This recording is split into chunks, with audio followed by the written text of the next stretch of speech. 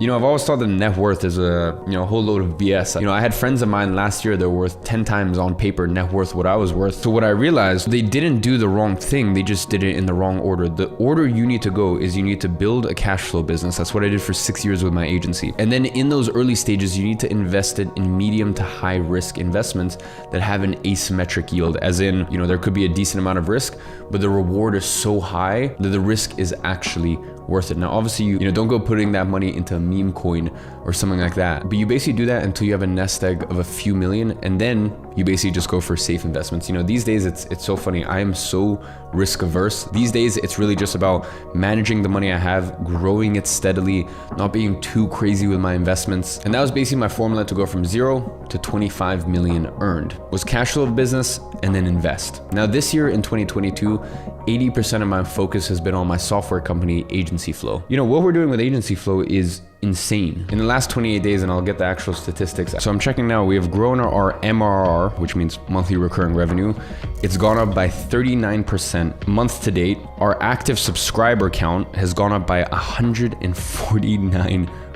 And that was actually because we implemented a new scaling plan. Basically for those that try to cancel their subscription, before they cancel, we give them an option for sort of a cheaper plan. But because we understand for a lot of people, they might be focusing on signing their first 1 or 2 clients. After your first 1 or 2 clients, paying $95 a month or $245 a month is very little. And Agency Flow actually saves you money because all the money you would have spent on all these other softwares, it's cheaper just to use Agency Flow. But anyways, we implemented a new scaling solution. And so anyways, our active subscribers are up 149%. That is insane. Our churn is down 32%. So that doesn't mean that, let's say 40% and now it's 32. It just means it's down, 32%. So let's say for example, from 4% to 2.8%. Obviously I can't tell you the actual numbers. Obviously any company that's looking to buy it, they don't want other people knowing the numbers. So that's why with Agency Flow, I can't tell you guys the specific numbers. I can tell you guys ranges. And there's a lot of smart people out there that have kind of started to figure it out. So yeah, it's been beautiful. I'd say the number that I'm most happy about is definitely the churn rate. The more we can get the churn rate down, the better. Obviously it's a software, so obviously if someone's unhappy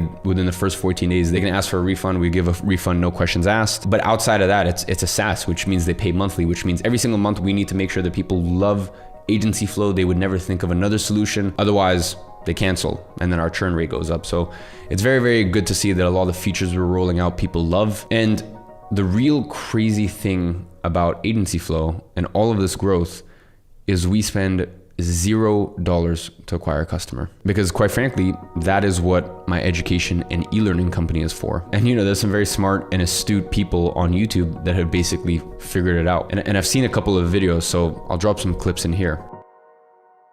So Iman has so far got over 2.6 million views on his Digital Renaissance event. Now let's say very, and I want to highlight very conservatively, only 0.1% of them views convert into an enrollment for his education company. Now let's say 50% of them actually sign some clients and end up signing up for Agency Flow at $95 per month. That's $127,000 extra in MRR. Now, if you turn that $127,000 of MRR into ARR, annual recurring revenue, and times it by a 10x valuation multiple, it will increase the value of his SaaS company by around $15 million, bringing his SaaS value to around $50 million in less than 1 year of running.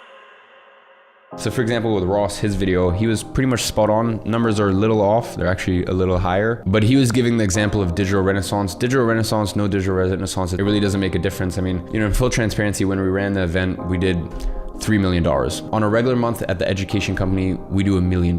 And the crazy thing is we do that on a regular month with no ads. In my YouTube videos, I never mention the program. I never tell people to buy it. I never tell people to check it out, nothing. You can check the last 10 to 20 YouTube videos I've uploaded.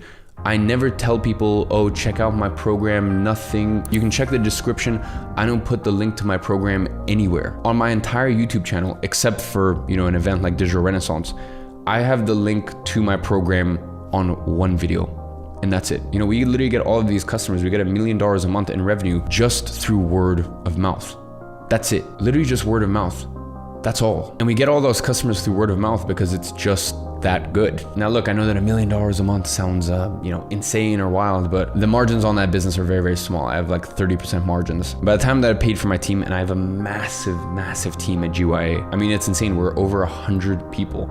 Like, that's wild. So by the time that I pay for the team, by the time that I pay for the custom platform, because we're always updating, we have this beautiful custom platform that we spent a few years building out. And in fact, in 2022, we gave it a facelift. So I spent a lot of money on developers and stuff like that. By the time that we build all the schools in Nepal, I'm left with around 30% margins. And you guys have watched me over the space the last few years. I've been very fortunate to build a few cash flow businesses, the main one being my agency. And then look, I will never say that I'm a crazy investing expert. Anyone who invested money in 2020 made a lot of money in 2021. So the reason I say that is, a business that, profits a few $1 million a year, it really doesn't change my life at this point. What does, if I'm being honest, change my life is a software company. I'm going to sell my software company in a few years for $500 million. Mark my words. This time last year, I told people that in 2022, I would hit 500,000 YouTube subscribers. We're nearly at 1.5 million. And quite frankly, even if I don't sell the company, I don't mind. The cash flow is insane. Pretty much 80% of my wealth now comes from my software company. And I've been having such a good time with software. And it's also just a very clean, respected business. I'm going to talk about sort of online education in one of the later points, but online education just still has this stigma of, oh, it's a dirty industry. Whereas for some reason, if you're in software, people really respect you. So anyways, that's actually why I bought another software company last month. And I had a very interesting interaction with a guy called John Danes, who was one of my students back in 2020 in one of my old iterations of the program. And he's now making $180,000 a month from his agency. And he's actually one of the coaches in Agency Navigator. So I was messaging him and I was basically saying hey, do you use this software? Can you vouch for it? And he came back, said glowing things, very, very good things. And at that point, I'd actually already made the offer and it had been accepted. And he was like, oh, why do you ask? And I was like, oh, I just bought it. So that was definitely a very interesting interaction. And I know this portion was a little bit long-winded, but the reason I say all of this is because before, I never cared about net worth. Now I've started to realize that the wealthiest people on earth, the reason they're multi-billionaires is not because they have 100 rental units. The reason they are multi-billionaires is because they have a